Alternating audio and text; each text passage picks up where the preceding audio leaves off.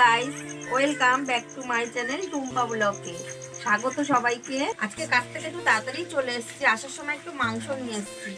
এসে দেখি শাশুড়ি ভাত বসিয়ে দিয়েছে, আমি ভাতটা নামালাম, এখন মাংসটা রান্না করছি। সবার প্রথম আলুটাকে ছুলে নিলাম, তারপরে আলুটা কেটে নিই।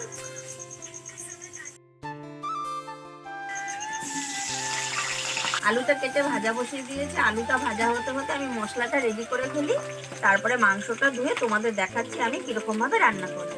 বাটা ছাড়িয়ে নিলাম। না মাকে বলে দে এখানে খেয়ে নিবি, কষা কষা মাংস রান্না করছি। ঠিক আছে। খাবে না, 7টা ছ্যাঁচড়া মরেছে, তারপর কি একটা ছ্যাঁচড়া জন্মেছে। খালি বললে পারে, মাংস কথা শুনলেই হ্যাঁ।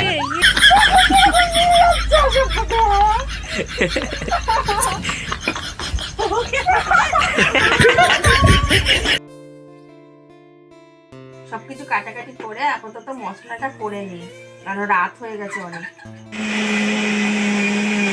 সবার প্রথম নুন দিয়ে দিলাম, এবার মশলাটা দিচ্ছি।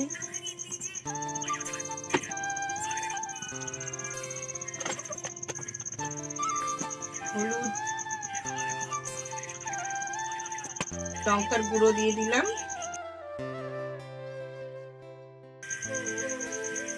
কাঁচা তেল দিয়ে দিলাম, কড়াইতে একটু তেল দিয়ে দিলাম। চলো এবার ম্যারিনেট করা যাক। ম্যারিনেট এটাকে কি করে নিলা? মাংসটাকে ম্যারিনেট করে নিলাম। ম্যারিনেটকে বলছে ম্যাগনেট করে নিলাম মাংসটাকে। মাংসটাকে ম্যারিনেট দিলাম। ফাইনালি মাংসটা তেলের মধ্যে ছেড়ে দিলাম, এখন মাংসটা কষানো হবে। কেমন হয় খেতে তোমাদের দেখাবো। মাংসটা বসিয়ে দিয়েছি, মাংসটা জল দেবো না, মাংসটা কষা কষা করে রান্না, তারপরে ছেলেকে মেয়েকে দেবো খেতে, তারাই তোমাদের জানাবে মাংসটা কেমন হয়েছে। এই দেখো বন্ধুরা, মাংসটা কষাতে কষাতে মাংসটা থেকে তেল ছেড়ে দিয়েছে। এখন মাংসটা একটু ঢেকে দেবো যাতে তাড়াতাড়ি সেদ্ধ হয়ে যায়, আর গ্যাসটা একটু কমিয়ে দেবো, কারণ অল্প আজেই মাংসটা ভালো সেদ্ধ হবে। আপাতত মাংস রান্না হয়ে গেছে, এখন ভাতটা বাড়ি, ছেলে মেয়েকে দিই, ওরা খেয়ে জানাবে কেমন হয়েছে। ভাতটা বাড়লাম,